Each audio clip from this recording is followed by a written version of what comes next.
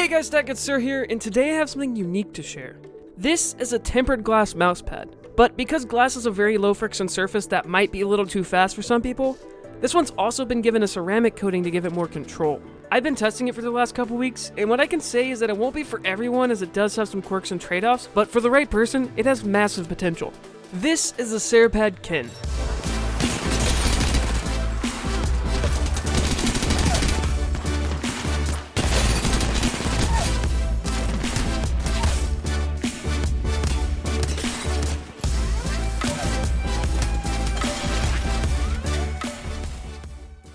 It does come in multiple sizes, and the one that TJ Exclusives kindly sent me to review is the 20-inch by 16-inch variant, which is what they refer to as the Iridium version on their website. It is pricey, however, once you factor in that this is going to last for years to come, it's actually not so bad if you're already replacing cloth pads every 4 to 8 months. If that's the case, then in the long run, you might be breaking even anyway, so that's something to think about. But of course, it wouldn't be worth it unless you like the glide, which is unlike anything else I've ever used before. Even though this pad does have a controlled feeling, I could still easily see this pad being too fast for some people. Of course, its speed is going to differ depending on what skates you use, as do all mouse pads, but with PTFE skates, it feels right around the same range as a hybrid pad. So the MP510, Zowie GTFX, somewhere around that range. But maybe just a tad slower.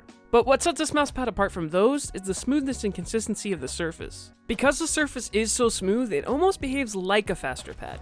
And what I mean by that is, although the pad may be a little slower, it doesn't feel like it's fighting you when you make tracking motions. Which to me is ultimately one of my biggest pet peeves when it comes to mouse pads. So in my eyes, the Cerapad Kin really does have the best of both worlds. It gives you enough stopping power for click timing and flicks, but because the surface is so smooth, you don't get the shakiness or tug that you sometimes get with other mouse pads. In terms of how it affected my aim, it didn't give me superpowers or allow me to do something that I wasn't already able to do. However, I did feel like my tracking was more consistent, and I was almost able to tie some high scores in Kovacs on day 1. Now, your mileage may vary as everyone has different styles and preferences, so take that with a grain of salt. But at least for me, this is one of my best performing pads. Now that said, it's not perfect, and like I mentioned in the beginning, it does have some trade-offs.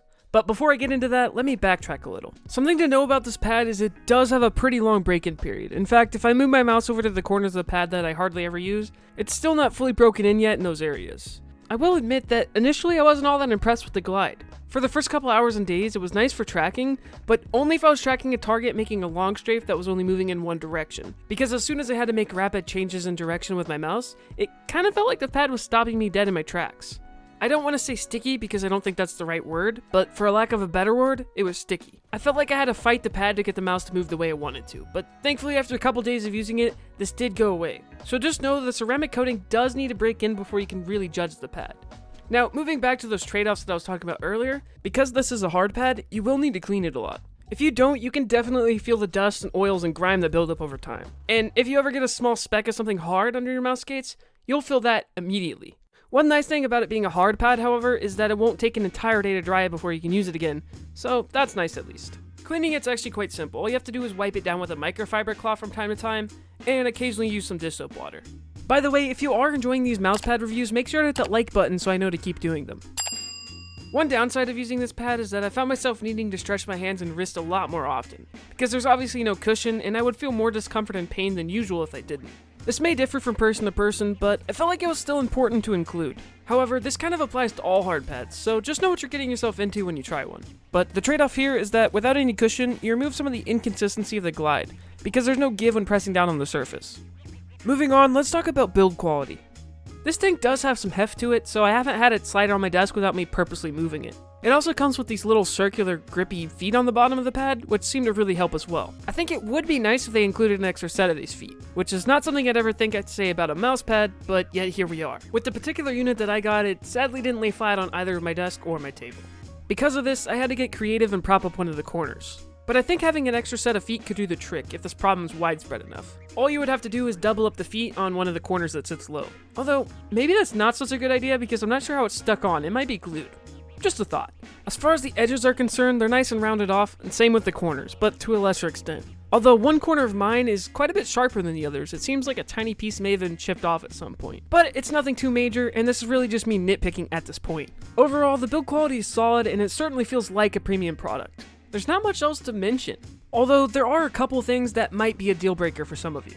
And the first one is the way that the mouse pad feels on your skin. There's a good chance you'll want to use this pad with a long sleeve shirt or a sports sleeve, because after a while it can feel a little sticky on your skin. From what I understand, the original Serapad had this issue too, and on this newer version, the problem is a lot less dramatic. However, it's still somewhat there. For me personally, I wasn't bothered by it at first. However, once I started logging in some longer sessions, I noticed that once I started to sweat, my arm would stick to the surface. You could still get by without using a long sleeve, and for the first week I did, but to me it just made the experience so much more enjoyable once I did have a sleeve. So take that for what you will. It is still noticeable around my palm area where the sleeve doesn't fully cover, but thankfully the creators of this pad, TJ Exclusives, do also sell a sports sleeve that has a thumb hole in it, which would probably work a lot better, but I unfortunately don't have one on hand to try. The other potential downside is that it can be a little loud, especially if you're using stock mouse gates. It does quiet down a little bit if you're using PTFE. Now, you can't really hear it once you put on headphones, but if you have others in the same room, they might get annoyed at you because it's not exactly a pleasant sound. Other than that, I have no negative things to say about it. It's a very nice mousepad, and I applaud TJ Exclusives for making such a quality product. However, with all the other great mousepads that have been coming out recently, it is hard for me to recommend this pad to everybody, because it is pricey. However, if you're an enthusiast that wants the best of the best and price isn't a concern, I would give this pad a solid 8.5 out of 10, with 10 being near absolute perfection, which I would not just give out lightly, by the way. Huge thanks to TJ Exclusives for sending this out to review, and if you want to see another mousepad I really like, then check out this video here.